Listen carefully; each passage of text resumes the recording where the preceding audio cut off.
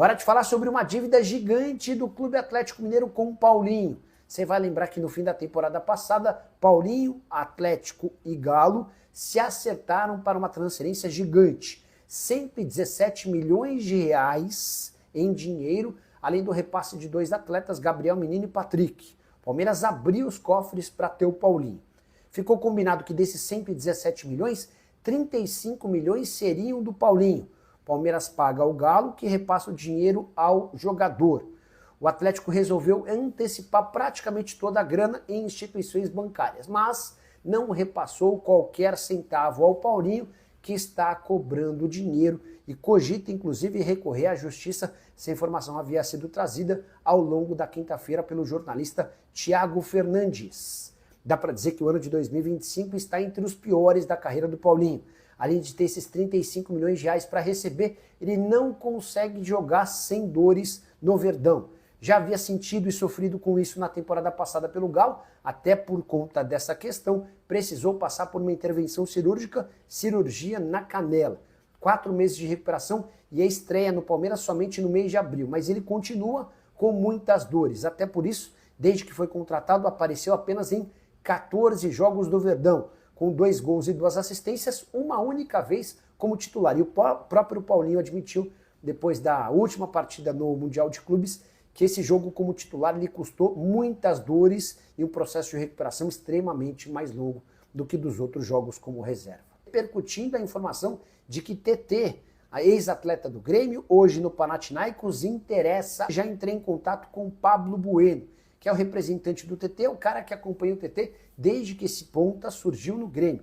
Hoje o TT tem 25 anos de idade, vem de uma temporada bem legal com a camisa do Panathinaikos da Grécia. 49 jogos, 11 gols e 3 assistências. Ele havia sido comprado pelo Panathinaikos por 7.250.000 euros a uma temporada. Perguntei, Pablo, existe alguma chance de TT no Brasil? Abre aspas para ele, o TT não vem para cá em hipótese alguma.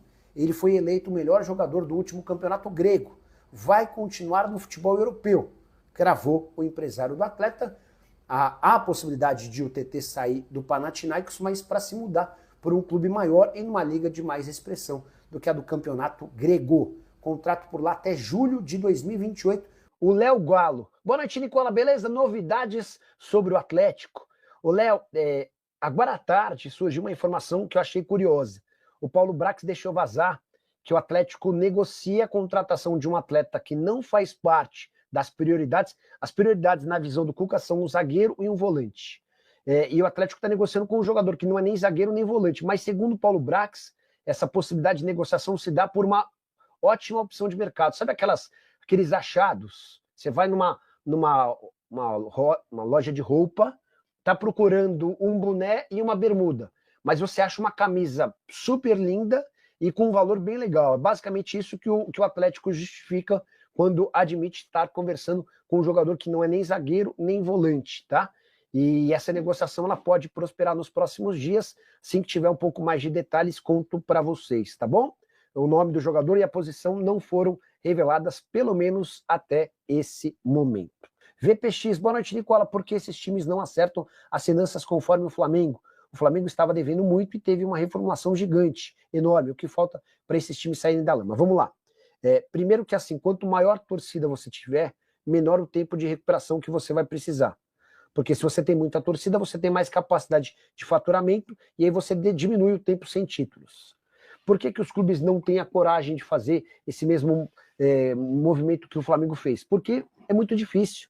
Vocês vão lembrar que o Eduardo Bandeira de Mello era chamado por jornalistas que torcem pelo Flamengo de presidente fraco, que o time era arame liso, que o time era de bananas, enfim, foram várias as críticas.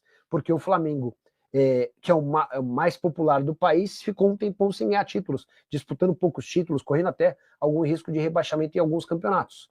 Os presidentes de clubes não querem correr esse risco de ter de dizer para a torcida, não temos chance de título, tá? A gente vai jogar as 3 próximas temporadas somente para não cair. E vamos levantar as mãos para o céu se a gente conseguir se manter na primeira divisão.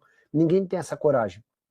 Só que para você equacionar suas contas, para você pagar em dia, para você diminuiu a sua dívida, você precisa reduzir bastante, consideravelmente, os seus custos. Deixa eu falar um pouquinho sobre o exemplo do Galo. Hoje o Galo tem uma folha de mais ou menos 19 milhões de reais por mês.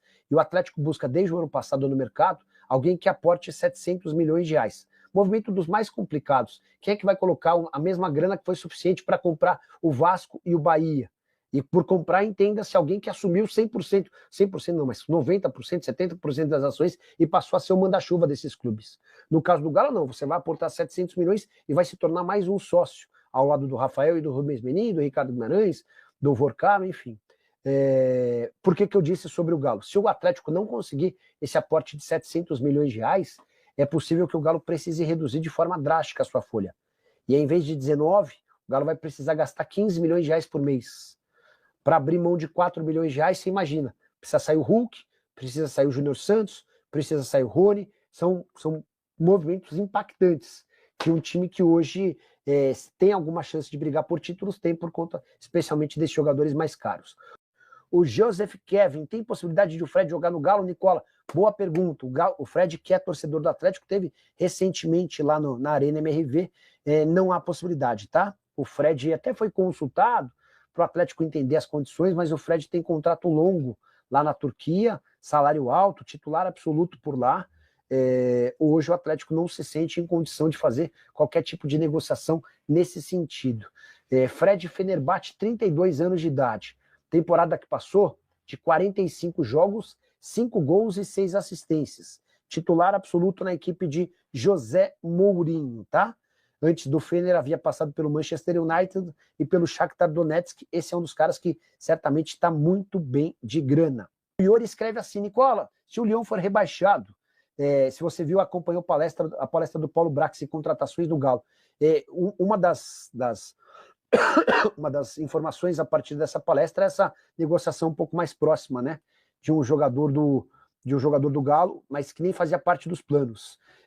Depois eu vou tentar achar a palestra, se vocês tiverem link da palestra, para eu poder acompanhar a palestra do Paulo Brax, para ver tudo o que ele falou, tá? Só para completar, muita gente perguntando se os jogadores do Lyon rebaixados podem virar reforços de clubes brasileiros. E a atenção em especial se dá pelo Almada e pelo PR. Eu posso assegurar que nem Almada nem PR vão jogar no futebol brasileiro. E dá para cravar porque esses caras ficaram muito grandes, mas muito grandes mesmo. O Almada tem sido observado por times gigantes, o Almada é titular absoluto da Argentina e teve um papel muito forte no Lyon desde que ele chegou por lá. O PR, que não tem conseguido ser uma figura na seleção, ele é pretendido por clubes da Inglaterra já há algum tempo, tá? Então, Almada e PR no futebol brasileiro não vai rolar, tá? Mesmo que o Lyon seja rebaixado, o John Textor já disse que vai recorrer dessa decisão, é uma discussão que está acontecendo lá na França, e esse rebaixamento se deu por conta